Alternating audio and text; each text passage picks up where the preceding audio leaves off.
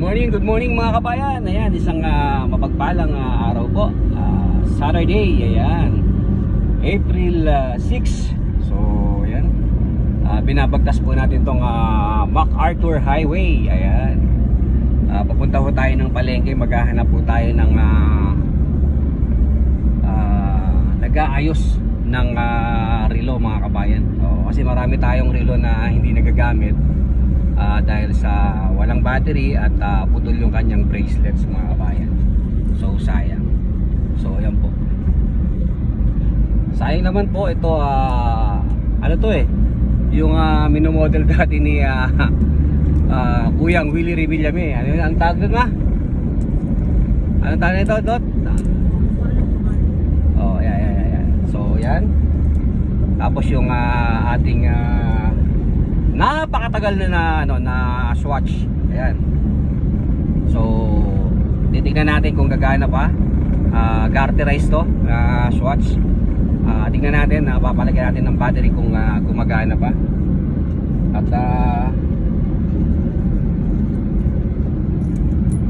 itong isa mga kabayan, ito yung ating Caterpillar. Galing pa to ng Dubai. Titingnan natin kung palalagyan natin ng battery tsaka yung kanyang susian natanggal so susubukan nating paremedyohan doon sa mga gumagawa ng relo. So yan po, watch out. So yun mga kabayan, galing na ho tayo sa paggawaan ng relo. Hindi na ho natin na kinunan kasi medyo nahirapan po. Medyo nahirapan po yung magagawa ng relo dahil sa sobrang tagal na po yung pagkaka-stock ng mga gamit natin. So nahirapan silang buksan.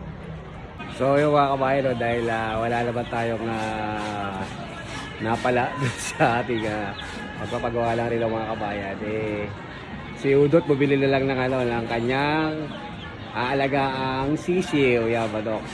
At si Basis naman, ayan, nagaya sa halo-halo. Ayan. Dito po yan sa may palengke po sa may gitna. So napakarami nito ang pagpipilian ng mga kainan mga kabayan. So ayan. So dahil sa mainit ang panahon, may maghahalo-halo muna kami. Ayan. Halo-halo time!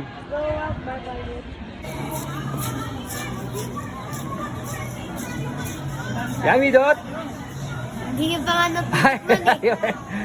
Yan, so yan, naghahalo-halo na lang kami mga kabayan. Ayan. Dahil hindi namin napagawa ang aming mga relo, maghahalo-halo na lang kami. So ayan. Dito yan sa Apo Loway halo-halo. Api Loway, ayan. Talagang ang daming ubi So, ito kanyang